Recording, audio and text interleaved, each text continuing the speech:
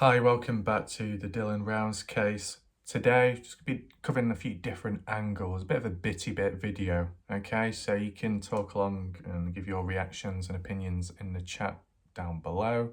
Welcome if you're currently here and active. Let me know what you think of some of the stuff, and you can also talk about other things in between. Now, where should we start first? I mean, first of all, there is a map video coming shortly, but that's taken time to upload on the sideline, and it had to be done on the computer, okay? Because when using Google Earth Pro, that can't be done on mobile device. So I've got to use the PC to use the inbuilt capture card in the graphics card to record what's on screen, the desktop view. And then I've got to use my phone as the microphone by the side and talk into, okay? And then I've got to merge both together afterwards. And I'm just thinking of the most time efficient way. Normally, I'd actually re-download the video onto my phone because of it being Apple. You can't just transfer videos over easily like you would with other devices. Typical, I know. There is that, takes time. Or maybe I could use the YouTube Studio app and add audio in that way, meaning I have to transfer the audio of the video I talked in and transfer it over so then I can attach it onto the actual video itself. One way or another, it will be out at some point, okay? But today, I think what we'll start off with first is just, what do you call it? Do you like how people were talking about press releases, press conferences, the lack of them, the lack of media publicity, is that what you call it? I mean, with the Kylie, how do you say the name? Rodney? I can't remember because I know one individual got they got their little pants in a twist. What a shame. Wasn't too pleased with how I worded it, but oh well.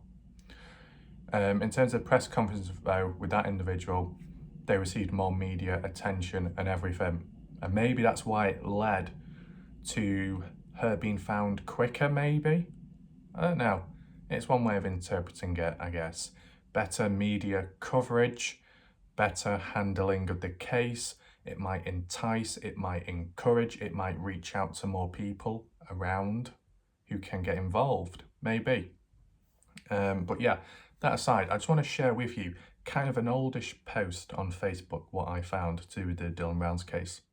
Right, so on the Dylan Rounds official page, I just want to share this with you because it's kind of like an example, certain actions and steps taken, whether it be by friends, family, related ones who are involved in the case. Because overall, a fair few people, general public, might be thinking, what has been done? What has been covered? You know, have they been out there? Have they been searching the family? Like, what have they been doing and stuff? Maybe they've been a bit quiet in certain areas, and other cases might have received more attention, more focus, more talking, this and that. Well, maybe this might, I don't know, provide a different perspective, maybe. So a person called Jazz, they've appeared a few times now, as you know, in previous videos with their post of certain links to YouTube videos and whatnot. And here, this was 17th of August, so, you know, a few days ago, almost bordering on to the 18th. And it says, we are looking for some help to get those flyers distributed in areas near Lucin and Montello.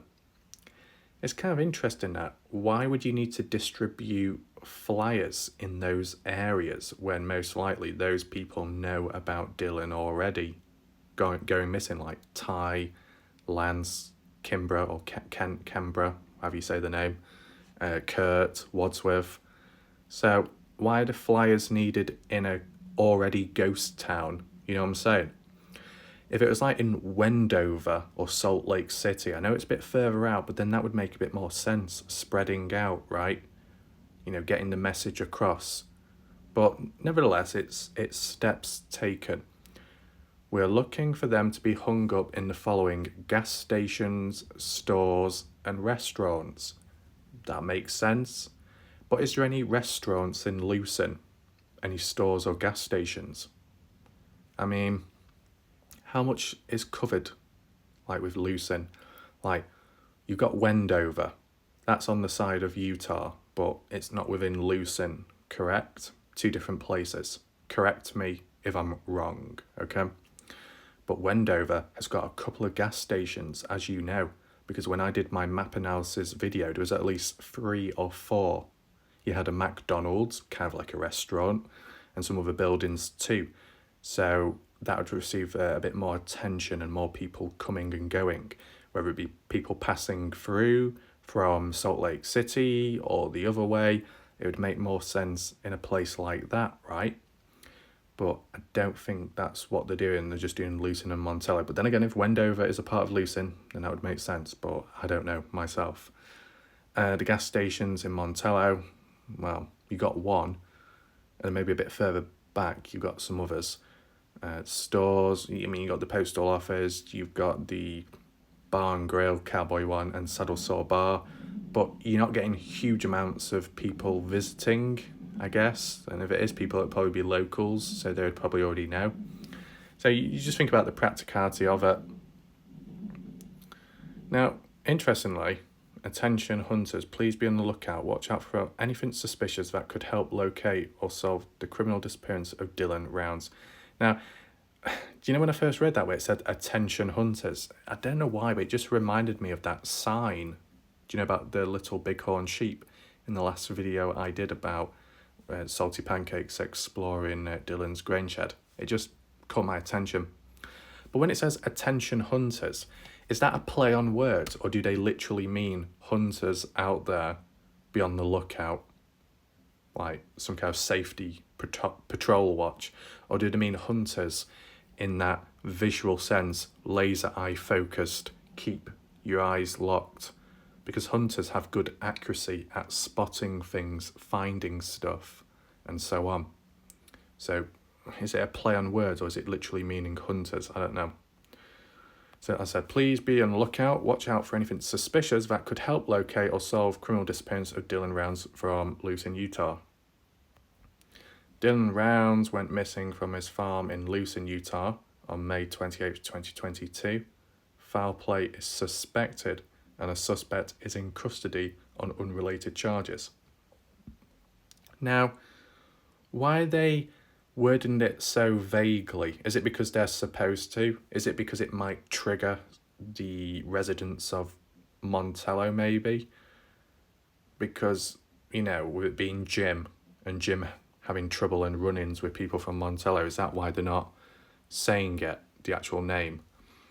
Because it's not like it's confidential information, the fact that Jim is in custody, in jail, waiting a court trial. He's the main suspect, all the focus is on him, all the blame is on him at the moment in time. So why they're not saying his actual name? It would make more sense, right? Dylan is 20 years old, 5'10", 160 pounds. Do you see 5'10", 160 pounds? And yet on that NamUs report, it remained, from when I last checked, remained at 6 foot, 145 pounds. Well, between 95 and 145. And on here, it clearly says 5'10", 160 pounds. So you're still seeing the differing information, right? Okay. I know people can say and dispute, well, what about a height? Well, 5'10", it's like 6 foot. Is it really? 5'11" is basically 6 foot. 5'10" is different to 6 foot. And even if you put that aside, the weight itself, 160, there's a big difference between 160 and 145. You look at it in boxing, you look at it in cage fighting, a massive step up, but also a massive downgrade. Many, knock-on effects and situational, stuff that can happen with the changes in weight like that. The disparities are big, do change. Not just internally, but also physically. When you see it, if you see someone at 145 and then they go to 160, they're going to be putting on some mass. You'll see the change in their body shape and development. So, the whole weight situation, you got to consider. And also, we might as well bring this up in the chat whilst we're going along. Some people mentioning the factor of, with Dylan planting all night, the day before he disappeared, supposedly, I guess. The following day, he might have been really tired, worn out, not as energized. So he would have been in more of a vulnerable state, physically overpowered, maybe. mentally, reflexes slower, not as responsive. That's one way of looking at it. So if he did get into a confrontation, or he wasn't quite in the mood to be listening to someone talk, that might have angered the suspect, and then that's what led to the falling out. Maybe thought, oh, you're a bit rude today, Dylan, not listening to me, you haven't got time for me, excuse me, you look at me when I'm talking, boy, like that. So it could have led to a falling out through misunderstanding just in that moment, that heat of a moment. You never know. Because if things have been brewing in the past, it's only going to build and get worse, right? So it's worth taking that into mind. And then if it got physical, Dylan might just not have the energy. Now you got to consider, his food intake as well as liquid. Does he drink? Does he drink a lot? What else? Does he have energy drinks? Those type of cans, Red Bull or other versions, American versions. Could that help him, give him a bit of an energy boost? I mean, we saw a couple, didn't we? Saw a couple of cans in the grain shed. Also saw some cans near his truck, back where he lives, at his trailer. I think there's like a yellow can or something. So it's just these little details to take in mind. Anyway, carry on reading. With brown hair and eyes, he most likely had on jeans and a flannel t-shirt and no boots. Right. Okay. I guess they mean no boots because they found the boots at the mound. So the way this person is wording it is, if you was to come across him now, he likely isn't wearing any boots. If they were wording it in the way that he wasn't wearing boots before he went missing, then it would mean the boots found at the mound are completely irrelevant and don't really link to his disappearance. You see what I'm saying? You got to be very careful with language or it'll cause more confusion than it's worth. I'm just going to assume this person is wording it from when he was last seen based on the evidence found, the lack of certain clothing, e.g. the boots, okay? So he's walking around, or he's captive somewhere, or he's buried somewhere, and he hasn't got his shoes, but he's got the other bits of clothing gone, I guess. But if this is the true description of what he was wearing, then why was it not added in on the missing person database report, NamUs? Because, as I said, it said he was wearing jeans, lightly, and a flannel shirt. So that's necessary. Clothing can make someone stand out. You can identify them, even if you are seeing them from a distance, from behind. If they've got distinguishable clothing, style, pattern, colour, and you read that description out and then you look at it, it will stand out to you. So that's important, that, to be fair. It carries on reading. If you see anything suspicious, like newly dug ground or articles of clothing, please take a photo and do not disturb it. Contact law enforcement below as soon as possible. Please take a photo of this flyer so you have it handy if needed. Okay. What does it mean by articles of clothing? I assume when it says articles, it doesn't mean articles like a newspaper. You'll have to let me know with that because I don't understand that bit of wording. Is there anything else going on? Comments? Not much. Let's just keep on going down because there is some new posts here and there. You got some older photos as well of Dylan, but we're not looking at that. That's more to do with the planting, remembering him and stuff like that. You can check it yourself. But I did see another bit of media, okay? I think it's a bit further down. What's this one, Kenny? There will be another update on Fox 13 News Utah tonight. I think that's the one I told you about or shared with you already, okay? There we go. Here we go. Here you come. So, some time ago, fair enough, but I don't know if any of you have seen it. This billboard is in Elko, Nevada, on 180 facing west for east, outbound traffic. Thank you, Sounders Outdoor Advertisers, for donating this billboard to help find Dylan. Also, big thanks to Katie and Angie for coordinating. Scroll down. There you go, you got the highway. I don't know, can we go on the image or not? Well, yeah, it kind of works. But you get the idea, okay? You get the idea. And that was from the 9th. So it says criminal investigation missing person. So they are treating it as, criminal foul play. I know a few people here and there were confused and questioning, so what? Is it a missing person case? Is it a homicide? A murder thing? Criminal what? What's going on? And from the looks of it, it's officially criminal investigation, okay? Dylan Brown's loose in Utah. They've got a QR code, which is pretty useful, to be honest. I'll just be honest, how do you do that, though? With the billboard being that high up and you're in a car moving, are you supposed to get your phone out and try and scan the bloody sign? Would that even work from that distance? You know what I'm saying? I mean, the phone number, you can jot that down, I guess. I'd be shit at memorising it, though. I'm shit at memorising numbers. Short-term memory, fucked. But, if you take a little picture or something, or even if you literally see the billboard on a post like this, you can get a hold of it. But the most important part about this is it's just like an example of spreading out in terms of social media, in terms of online, but also in real life, because you've got a sign here. And maybe to some of you, you've already seen this, but it's just trying to provide a little perspective of there has been some action taken to spread the word about Dylan. Maybe the in-person press conference and all that is lacking, but the less,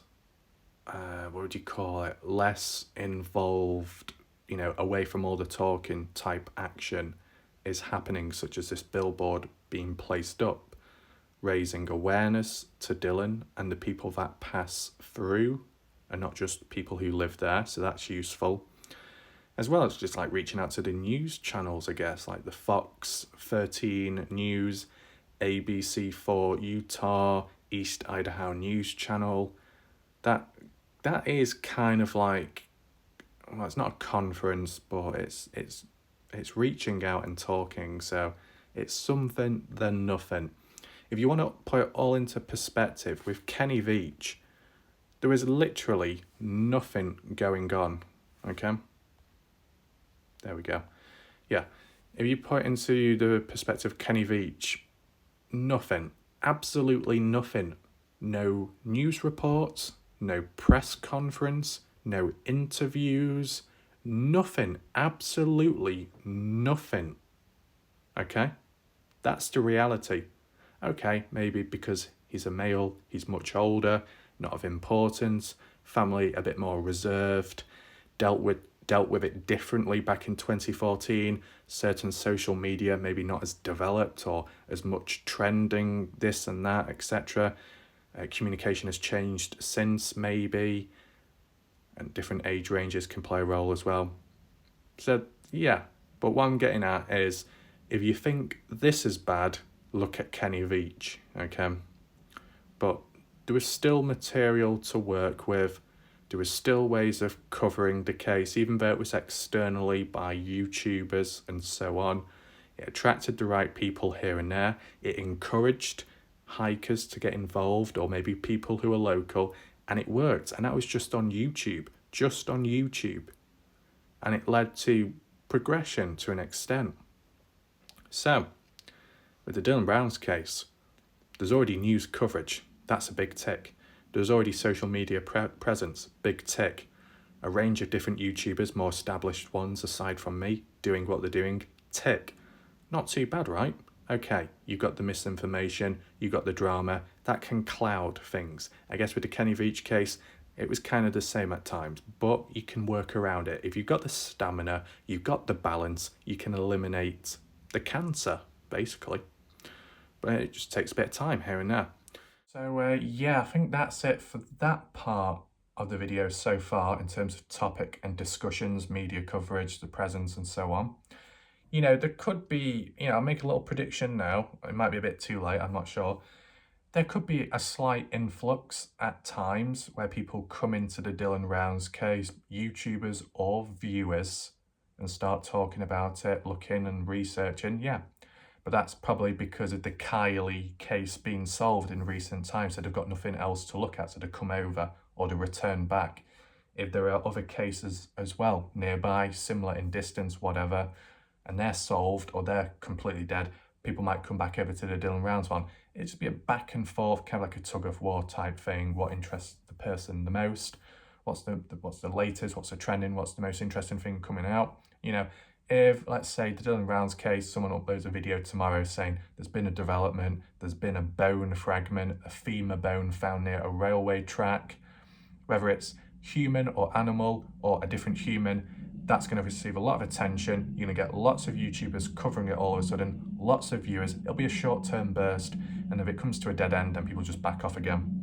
So it is like a roller coaster, not just in terms of the emotions of the viewers and how they feel and see things develop and evolve, but also people might be a bit more hands-on and evidence itself, how it comes up and then disappears. So there is that. Now, has anything happened since? Well, there's been a new news report, okay, and it's to do with Ty and Lance. So let's just take a brief look at it and then I'll give you my opinion of it. Two men have devoted their lives to finding Dylan Rounds, the 19-year-old disappearing on Memorial Day weekend. These two men have never met Dylan Rounds, so why would they spend so much time looking for him? They say it's what a community does for one of their own. Let's band together as a community and let's find a lot of these exploited children. Let's find a lot of these missing people. It started as a promise to Justin, Dylan's dad, that we were going to do this and search for him and not stop. I tend to think that he's probably not with us anymore. I tend to think that he's out in that desert around that farm. So my opinion is James Brenner did this, and we need to go to areas familiar with him. Kelly was determined to find Brenner's property. No one had been there until now. This is these shovels, and so she yells over to me, there's these shovels over here. So we come over and check them out, and there's the shovel just standing up straight out of the ground. It appeared the ground had recently been disturbed, so he contacted authorities. Their tip brought law enforcement to Brenner's cabin last week. They didn't find any evidence. But that won't stop them from searching. They walk along the railroad lines, inspecting the rocks that could easily cover a body. They also venture into underground mines. So Lance was being very careful in those mines. We didn't want to have people come rescue us. They let others know where they're searching at all times and what time to expect them back. So yeah, with that news report, there's a few points to take from it and I will bring it up. You can give your own responses in the chat. What do you think about it? How do you feel towards Ty and Lance and how they've been within the investigation? Do you think the news channel credited them well in terms of giving them recognition for what they've done and so on? Because I know there was a slight misunderstanding with a previous video, previous news one, where they released or showed the footage before certain agreements were made, but that was ironed over afterwards and resolved, okay? But from this news video, this most recent one, okay, a few little bullet points, okay? So the point about helping the community, that point was raised. And, you know, Ty and Lance have brought it up before in past live streams, like with Zav Girl and maybe Salty Pancakes at a point where, at the end of the day, because it's a local, because even though they don't know him personally, he's within the area, it's like, get together and help one another. Because it's one of those things where when you get these smaller communities, settlements, they're more likely to know one another in some way, or someone you know knows them, and so on.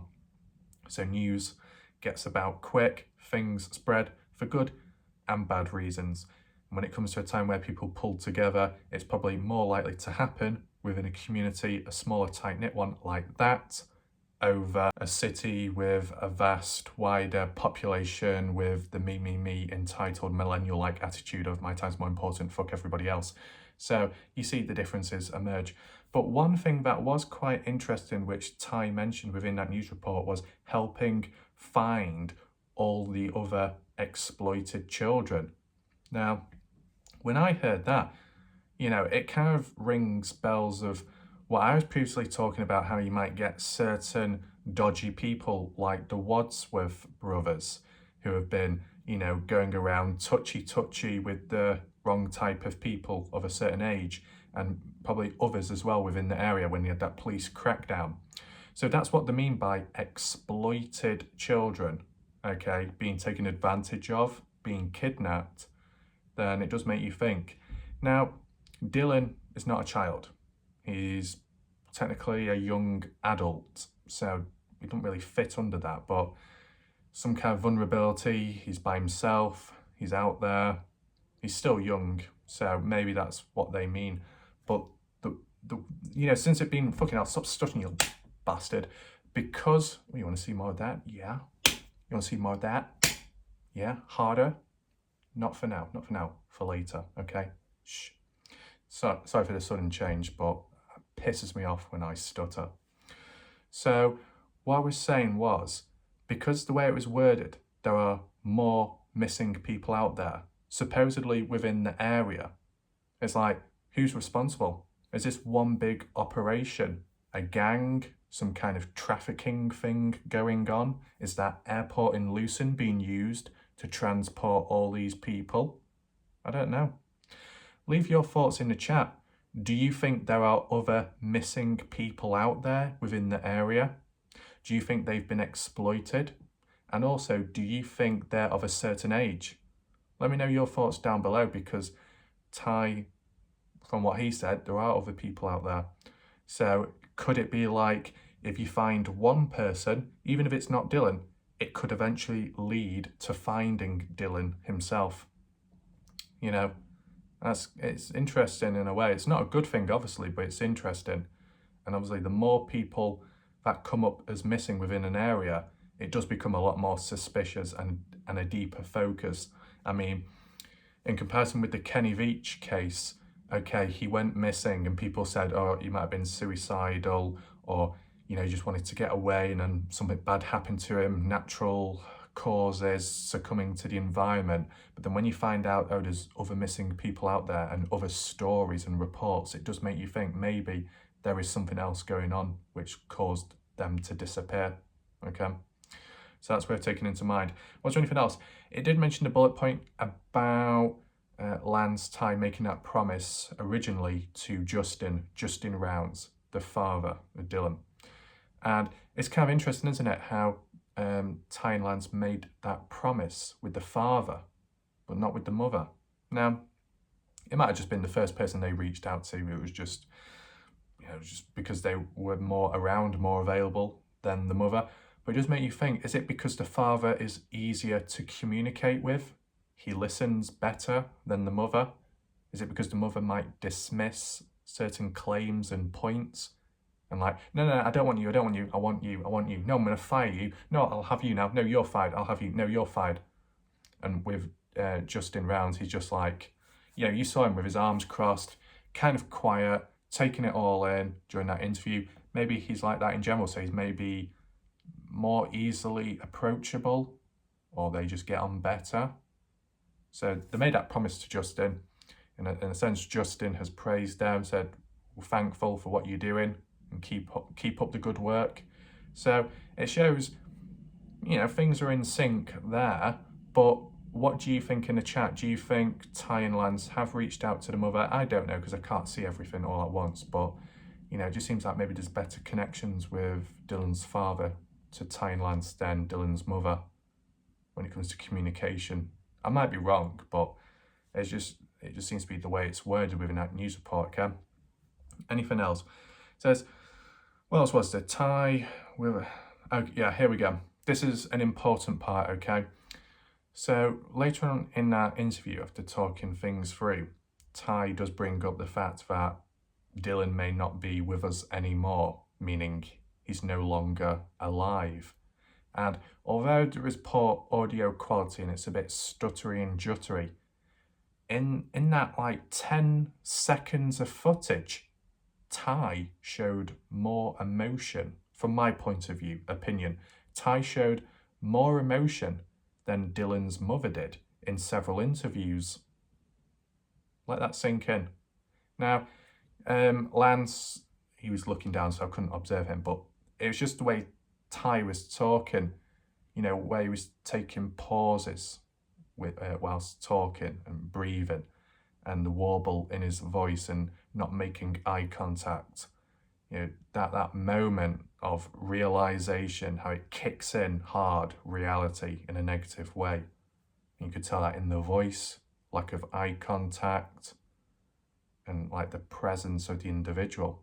Because, you know, to him, although he might not know Dylan, there is some level of care and understanding because it's a son gone missing, but also a local or someone within the area at least.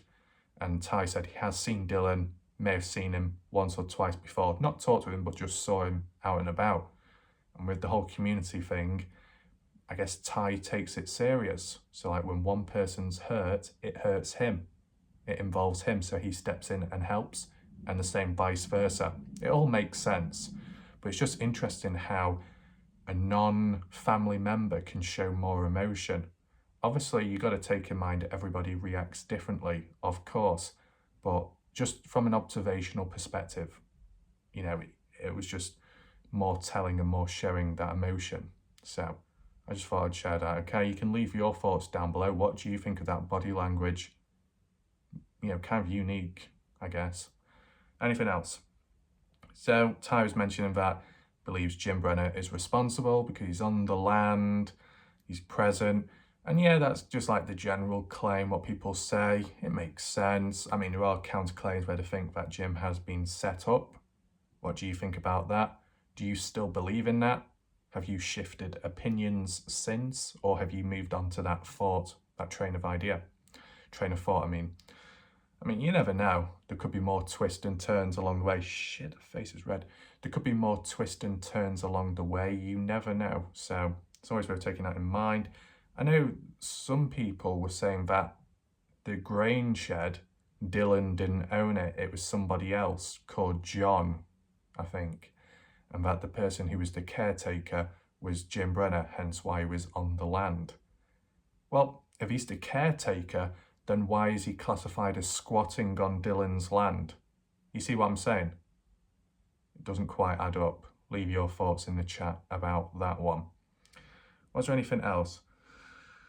Said no one's been to Jim's trailer recently, ground recently disturbed. That's kind of interesting, that, because, you know, if no one has been since Ty first went there, it's like, is it because nothing was interesting? The focus wasn't brought up? Because if you look at it this way, the only person or only group who have been there since was after Lance and Kemba went there the first time. After they went there the first time, recorded it, uploaded it publicly, when Lance went back there again, a few days before the police, he noticed track marks. So it was only then someone decided to come in and have a look. Might just be because of media attention, finally seeing it public, wanting to view it for themselves. Or is it because dodgy person, dodgy group thought, oh shit, this location has now been talked about public. We need to go back there. Because it's one of those things where if you've got like a place, let's say you've buried treasure in the ground, in a park, and no one's been there before, no one's recorded, no one's uploaded any videos talking about it, investigating the area, being close to it, okay? The person that buried the treasure doesn't need to go back unless they really, really need to. And when would they need to do that? If a news crew or archaeologist ended up going to that park and saying, today we're going to be investigating this place to see if we can find anything. And let's say they didn't dig immediately, but they just said that they were. Those original people that buried the treasure are going to look up and think, oh shit, right, I better go there now before anything does happen. So once it catches their attention, then they act, because there's a reason to act. So you got to look at it that way. Maybe it applies here. That's why no one's been beforehand, because there's not been a real need to until now, once the focus has been shifted there. So yeah. And it's weird when I said about how the news report said because the ground has recently been disturbed. Has it? I mean, the ground was and looked disturbed the second time when Lance went, which was a few days before the police came. So they're referring to that clip, or they're referring to the original one when they went the first time? Because when they went the first time, yeah, they saw the shovels in the ground, the spades in the ground. I think one was fallen over anyway. But the way Lance worded it then was the ground hasn't been done or disturbed in recent time because vegetation is growing over, so it's had time to grow back. So that means it couldn't have been disturbed recently. So that news report got it wrong, right? Unless they're referring to the second time when Lance went back out there just before the police did, and he said there was holes in the ground like someone was prodding, and then those track marks nearby. If that's the case, they were using the wrong bit of footage when describing that. So just thought I'd point that out, okay? Anything else? Then they moved on to talks about Ty and Lance exploring the railway tracks and the rocks nearby on the side, saying that maybe Dylan could be underneath those rocks buried, so they're looking through as they're walking along. And, you know, that could be possible. I mean, you move a few of those rocks, a couple of them, you dump the body and then put the rocks over it could work. But are the rocks heavy? Does it require a bit of effort? Would Jim be responsible for moving heavy rocks in his condition? I don't know, unless he got help. It just seems like a bit of an odd place to put somebody right near the railway tracks. I mean, you might not get many people near the railway tracks often, but it's just an odd place. I mean, it might have happened in the past. I don't know. I've not read stories about that sort of stuff, but it just seems a bit of a weird place, and I don't think it would be as practical. But nevertheless, Ty and Lance are just ticking it off, exploring as they go along, like how they've done with the wash. So no harm in that. It could help. Might find somewhere indirectly, Dylan or somebody else, or a bit of evidence. You never know. I know some people have said, oh, the land is vast. They'll never find Dylan. They'll never do this. They'll never do that. But at the end of the day, something is better than nothing. And if they're okay doing what they're doing, not in the sense that they're having lots of fun, but, you know, they're okay. They're not suffering. Then, you know, they might as well do it if they want to, because it might help at some point. Like with Kenny Veach, people have tried quite often on a few occasions, like reattempting, and they didn't find it. But they still enjoy doing what they do because it's hiking, it's out there in the open, and etc., etc. But the talks were that if anyone was ever to find Kenny, it would be through accident. You know, just walking along and then stumbling across him or his remains or something of clothing, I don't know, like that, without trying. And, you know, it can apply in many different cases, in many different areas in life where you might be trying to get something. You really want something to happen, but it doesn't. You give up or you shift focus elsewhere. And it does end up happening randomly. So it's like that with the whole searching thing. They could give up and think, oh, can't do any more. And then they come across something, a possibility. Now, tying back to the railway tracks, there was talk that there was developments. Ty and Lance said they found developments and they contacted the department, the police department.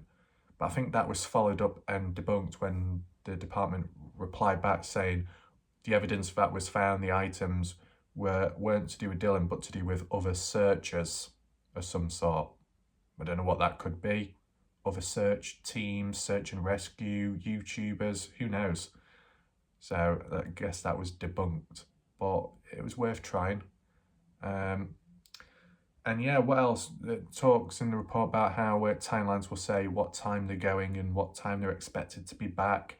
All smart preparing and stuff like that, because if anything does go wrong, at least other people are notified and informed where, when, how, so they can go there to track back, to rescue them if necessary.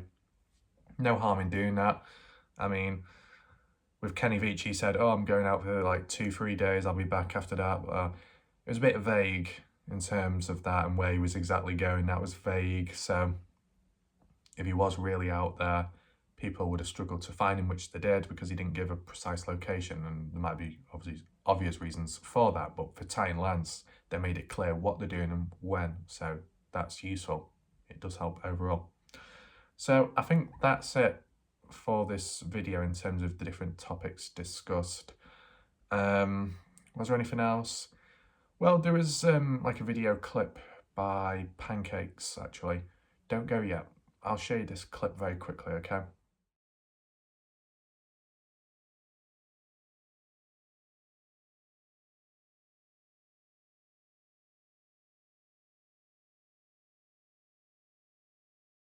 So the context of that clip was to do with Salty Pancakes when he was on Dylan's land. I don't know exactly where, whether it be near the grain shed, the land surrounding it, or at Dylan's farm, where his trailer is and where his Ford F-150 Raptor truck was.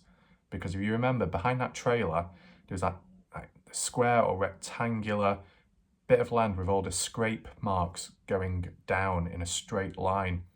So it's making me think it could be that area Pancakes was stood on.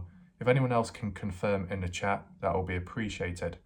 And what Pancakes was getting the point across was there was sign of growth and success. So even though a tragic bad event has occurred, which is Dylan going missing, and with some speculating his death, there was growth and life on the land he worked so hard to create and expand and make it work. So it's kind of a dark, atmospheric feeling that you've got this progression, you've got this growth. From the looks of it, I might be wrong, and Dylan isn't around to see all through his hard work. So that's kind of weird, that, in a way. You can correct me if I'm wrong though with that's just natural vegetation, but you saw some of it, it looked like wheat, I think. And I don't know what you can and can't grow on land like that because I'm not a farmer, I'm not an expert in that area. But, you know, if it's one of those things where you can grow this and it's shown in the video, then despite the poor conditions and the doubts within people, he did manage, or was on the verge of doing it. But obviously it's one of those things now where what happens to it all? And I guess that can be the final question in this video, and you can leave your thoughts in the chat. With Dylan's disappearance, and it's still been ongoing, what's happening to the farm, the business? Is anybody taking over it, or is it just left abandoned? What happened to the farmhands, the workers? You know, like when you had Don H, you had Jim, you had maybe some others in between. What happened to them? I know we know where Jim's at, obviously. Don, I don't know about Don, where he's at. Not heard too much about him. I mean, he's been interviewed and stuff, so I guess he doesn't work for Dylan anymore. Probably not, because, you know, we've got to, let's just use our memory for a second.